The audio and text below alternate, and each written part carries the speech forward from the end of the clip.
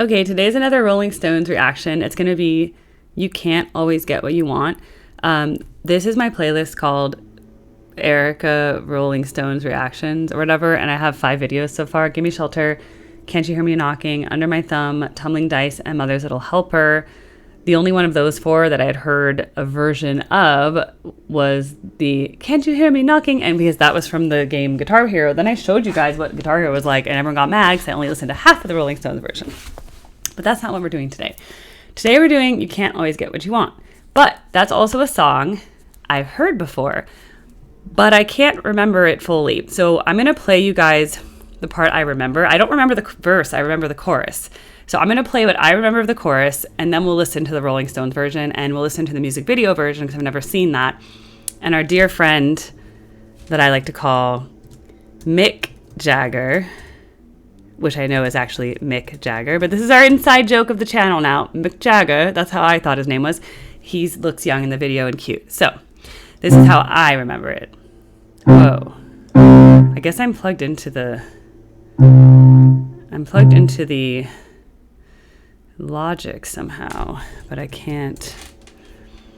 I need to turn that off because it's delayed. How is my MIDI plugged in right now? I'm just going to unplug my MIDI because... Okay. Cancel. All right. Then Mike will just have to pick it up. All right. It goes like this.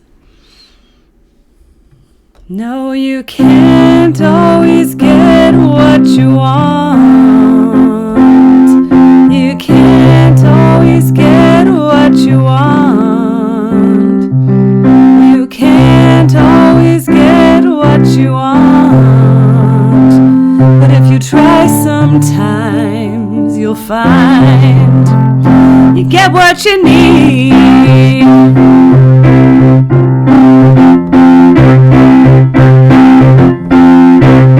I don't know if it has the same tune for like, I saw it today at the reception, a glass of wine in her hand. I knew she was gonna meet her connection, and her feet was a loose man. Maybe it is. I can't always get what you want. You can't always get what you want. You can't always get what you want. But if you try sometimes, you might find you get what you need, yeah.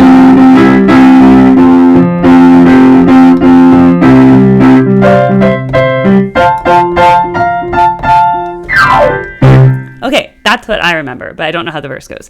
Okay, so now we will react to the music video, which I've never seen, that has 31 million views with Mick Jagger, our lovely friend from the UK. He might be a Mick. He's from the clan Mick Jagger, maybe with an A-R. Mick Jagger, the clan. You know, like they have clans in Scotland and stuff like that. Scotland. Okay, can I name the 5 kingdoms of the United Kingdoms? All right, Scotland, Wales, England. Well, I guess like Northern Ireland.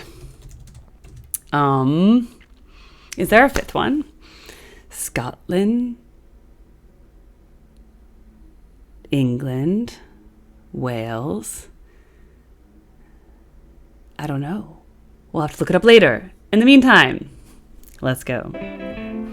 Wait, I want the very beginning. All right, a little bit of like raincoats. Oh, he's so skinny.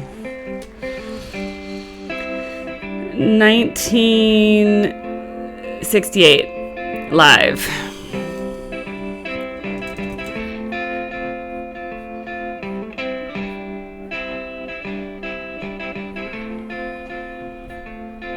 I saw her today at the reception,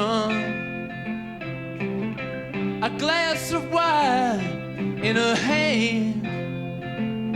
I knew she was gonna meet her connection.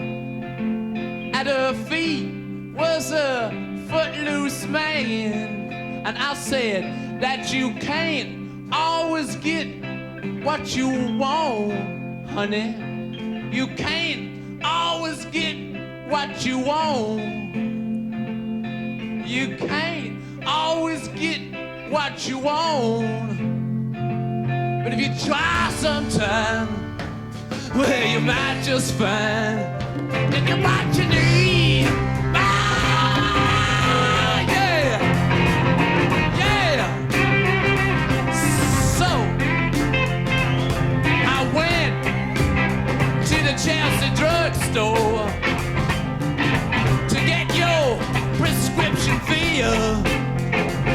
I was standing in line with your friend Jimmy. A man, didn't look pretty ill. We decided that we would have a soda. My favorite flavor is cherry red.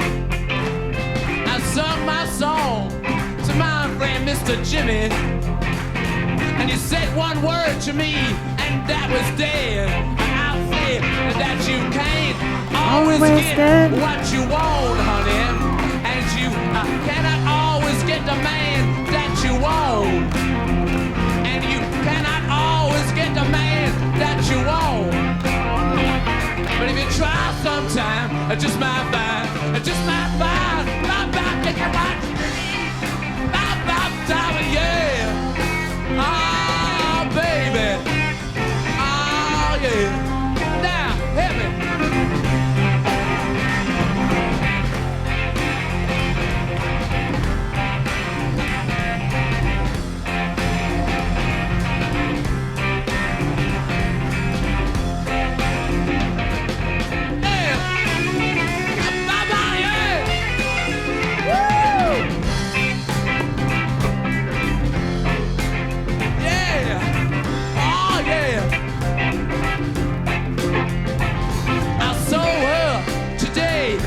Reception in a glass was a bleeding man. She was practiced at the art of deception. I could tell by her bloodstained hands, and I said, "God, you can't always get what you want. Oh, you can't always get what you want. You can't always get what you want. But if you try sometime, it just might find, it just might find, might get what you need. Ah, yeah. And you can't always get what you want. And you can't always satisfy your greed. Ah, you can't always get what you want. Baby, try sometime, I just might find, I just might find, to get what you need, yeah, yeah, yeah.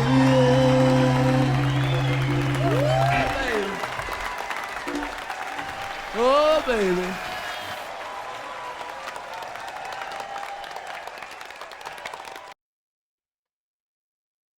Is that like John Lennon in the audience? Or just like a lookalike? Wow, maybe it is John Lennon. Or a fake John Lennon, like Paul Fall. Is there also a fake John Lennon, like a John Lennon stand-in? Okay, well, that was a cool music video. I never saw that. And I don't think I was so off on my song interpretation. I just didn't do any of his like I'm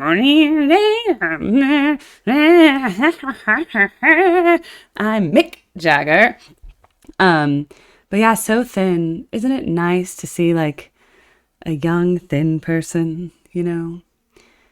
People didn't eat like gluttonous Twinkies back then. There weren't Twinkies yet, I don't think. Or maybe if there were, they're just too expensive for the average person. Wasn't England in like a major recession throughout like the 60s and 70s? That's what The Crown told me. But I don't remember. Queen Elizabeth II lived for so long that her life spanned so many decades that I forget which decade was which, because she became the queen in the 40s and then like stayed the queen, or was it the early 50s? Maybe I think it was during, well, her father was the king during World War II, And then he died young, and then she became the queen, and it was a lot of decades. It was probably like late 40s when she became the queen. It was like 40s, 50s, 60s, 70s, 80s, 90s, 2000, and then even until 2020 something, right? It's crazy. She lived so long. So that's why it's so hard to remember exactly when all the little recessions happened in the United Kingdom. And which kingdom did I forget? By the way, I think I'm going to go to Wales, which speaks Welsh, which is the most interesting, strange language to me. I'm graduating from a master's program in Wales. I already graduated. I mean, I already finished my thesis and I'm all approved for graduation. It's just the graduation ceremony won't be until early July. And I figured I might as well do a UK trip. So we'll do like an Erica Reacts UK meetup. I'll have to figure out, I'll obviously fly into London. So I could do something in London, and then maybe there's a convenient place on my way or in Wales to make a place. I don't know where all y'all live. I also do want to see Scotland. I mean, I've never been there. And I was always fond of like Queen Elizabeth's Scotland home, where she'd go hunting and stuff and drive her Range Rover. Yeah, like I said, I'm an Anglophile and I'm a monarchist.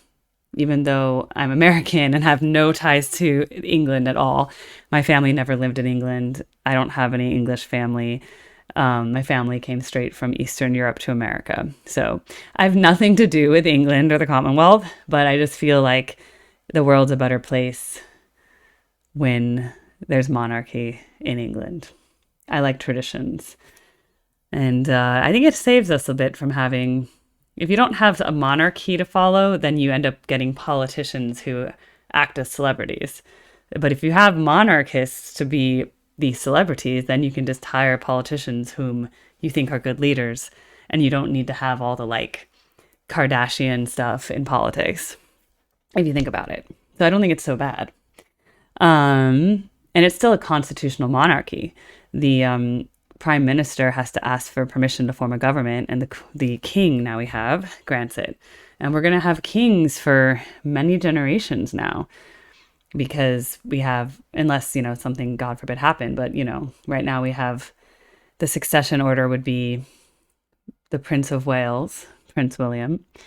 And then next in line would be his firstborn, George. And then it would go to his, I do wonder now, does the second-born daughter still get to be in the succession line when there is no son?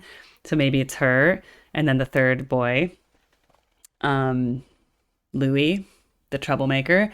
And then after that, it's Prince Harry, even though he hasn't officially been like abdicated from his position, even though he lost his title or something. Look, I'm not a fan of Meghan Markle. As an American woman, I can tell you, you probably shouldn't marry an American actress if you are in line for the British throne. I don't think it bodes well. But yes, there'd be a very low chance to have another female monarch unless King George would have to have only daughters, and then it could happen. That would be the only situation. But right now, that is not the succession order that we have. So it's very rare that we had a ruling queen monarch for so long, just like we had with Queen Victoria, very long ruling female monarch. And then, of course, Queen Elizabeth I, that's such an interesting part of history with like King Henry VIII and then all his wives, and then Catholicism and the Anglican Church forming, and then the difference between like getting rid of the Catholic. He had the Mary Queen of Scots and the wife who was Catholic, and then it's like that they didn't want her to become have a Catholic queen, so they had to have Elizabeth be the queen, and then she didn't marry because she didn't want to lose power. Yeah, but it's like a golden age and Shakespeare and all that. See, I'm such an Anglophile. But yeah, so the Stones are part of that musical tradition. And I think the reason, I might have said this in an earlier video, but the reason I think England had so many good musical acts out of this era is that England, and maybe the rest of the UK, I don't really know, they have such a good a tradition of choral music and early childhood education. Like in the schools, they all do choir in the schools and music education in the schools. And so they're learning music from a young age, and it's a big part of the English tradition, like back to English folk music. English choral, Purcell, John Dowling, to go back. And then, of course, the modern composers like Benjamin Britten, right? So I just think it's a really great tradition of music, and that was just part of the education. And so kids grew up in this musical environment that was very rich, and so they had the ability to become talented like this. And I think, unfortunately, they've done a lot of cuts in the UK in music, and as the culture is changing away from a Christian culture, which the choir music is rooted in the music of the church. Just watch any coronation, any royal wedding, and the most amazing choral music you've ever heard in your life will be at those events. And it's unmatched by like any choir in the world. And that's because England has the most amazing choral music tied to their Anglican church. So if you lose Anglicans, you lose the choral tradition. If you don't embrace a culture that values classical music and choral religious music as a basis, then you lose all this beautiful education that led to bands like the Rolling Stones. That's just my opinion. So it's really important that we keep musical traditions alive, and it's okay to embrace the culture of your own culture. Like, right, the music your grandparents listened to and your great-grandparents and your great-great-grandparents. There's nothing wrong with that. It just didn't fit woke ideology. That's just my opinion. But every culture's music deserves to live on through the people who embody that culture. It's your right. You inherit that tradition from your grandparents and your great-grandparents. You shouldn't be like, oh, I shouldn't sing this music anymore because it's not PC or something. It's like, it's your music. Wow, this is the first time I think I've gotten so passionate about that. But I just don't want music to die. And I love Western music, which is from classical music, we get rock. From classical music, we get jazz. From classical music, and in America, we have the blues, jazz origins. And then, of course, America had the combinations of the cultures coming in from like the Caribbean and the French Louisiana, right? So that all came in. And so there was a more like melting pot of sound from all that. And then the Americana, the bluegrass, the country. So that all comes out of Western European classical music with a little fusion from our American like melting pot, right? But in England, it's like straight line. So that's just my opinion. Because music is the most important thing in this whole world. Like, it has the power to heal. It has the power to unite. It has the power to be a common ground between people who don't agree otherwise.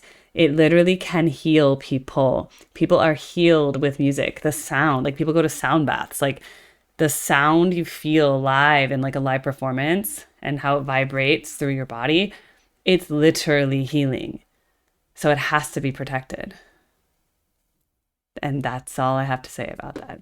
So I'll do more Stones reactions to songs I haven't heard, but it's cool to see them so young in a live performance. Mick Jagger, what a front man. Maybe he's the best front man. I'll do a video one day. Who was the best late 60s front man?